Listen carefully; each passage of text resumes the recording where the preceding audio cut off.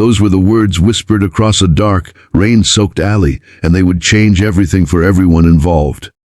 Before we dive into this story, I want to remind you, stay with me until the end, because you'll see how one moment of courage can turn despair into hope. And if this story moves you even a little, don't forget to like this video and subscribe to the channel. You never know who might need to hear something like this today. It all began with Daniel Carter, a man still learning how to breathe after loss. His wife, the love of his life, had died in a tragic car accident 2 years earlier. Since then, he had raised his daughter, Emily, alone. Every morning he forced himself out of bed, not for himself, but because Emily needed him. But deep inside, the grief never let go, wrapping him in a silence that even his daughter's laughter struggled to break. People in the neighborhood called him strong, but inside, he felt like a broken man pretending to stand tall. Daniel worked late nights as a security guard in a run-down district of the city. It was dangerous, but the pay was steady, and he needed every cent to keep a roof over Emily's head. That night, the storm raged heavier than usual. The streets shimmered under flickering streetlights, and that's when he first heard the name that would haunt him. The Widowmaker. She wasn't just a name. She was a story parents whispered to keep their kids inside, a shadow in the city's underworld. They said she destroyed every man who crossed her, not with guns or blades, but with manipulation, with secrets. People said she could break a man's soul before she ever touched his body. When Daniel saw her for the first time, she wasn't a ghost. She was flesh and blood, standing across the alley in a black coat, her hair plastered against her face from the rain. Her eyes locked onto him like she'd been waiting. And when he asked her what she wanted, she only smiled, slow, dangerous, knowing.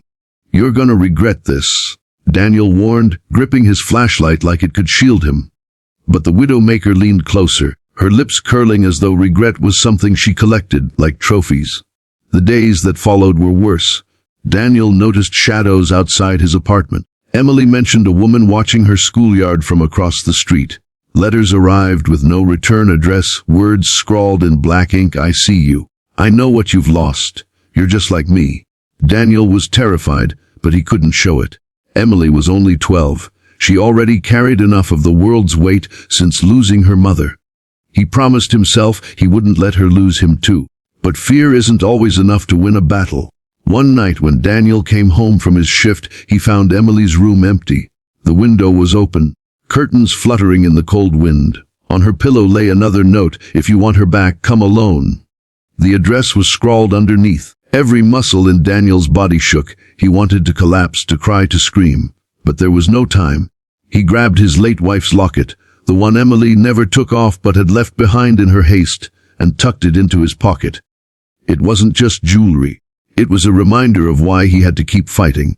The warehouse at the edge of town was dark, the kind of place where screams disappeared into the walls. Daniel stepped inside, his footsteps echoing, and there she was, the Widowmaker, standing behind Emily, her hands resting lightly on the girl's shoulders. Emily's eyes were wide, but she wasn't crying. She was braver than Daniel felt. "You're just like me," the Widowmaker said softly, "alone, broken. The world took someone you loved, and now it laughs while you suffer. But unlike me, you're weak. You still cling to hope. Let it go, Daniel. Let her go, then you'll see the truth." Daniel's breath came in ragged bursts. "I'll never let her go. She's my reason to live. You think I'm broken? Maybe I am. But she's the glue that keeps me together." The Widowmaker tilted her head, almost curious. "And when she's gone?" Daniel's voice cracked, but it didn't waver. "Then I'll still fight. For her memory. For the woman who gave me love when I thought I didn't deserve it. That's what makes me different from you. You only destroy. I protect." For a long moment, silence filled the room. The Widowmaker's smile faded. Something flickered in her eyes, something human, fragile. She leaned closer to Daniel, whispering the same words he had once said to her. "You're gonna regret this." But this time her voice wasn't mocking. It was heavy, almost sad. And then, just like that, she let Emily go. The girl ran into her father's arms, clinging to him like she'd never let go again. When Daniel looked up, the Widowmaker was already walking away, her shadow swallowed by the storm outside. Daniel never saw her again. Some said she disappeared. Some said she was caught. But deep down, Daniel knew. He had reminded her of something she'd buried long ago. A piece of humanity she thought was gone. That night, holding Emily close, Daniel realized something important. Strength isn't about never breaking. It's about choosing to rise even when you're shattered. It's about protecting the light, no matter how dark the world becomes. And if you're listening right now, maybe you need to hear this too. No matter what you've lost, no matter how broken you feel, you still have the power to protect what matters most. You still have a reason to fight. So if this story touched you, hit that like button and subscribe to the channel, because stories like this aren't just entertainment. They're reminders.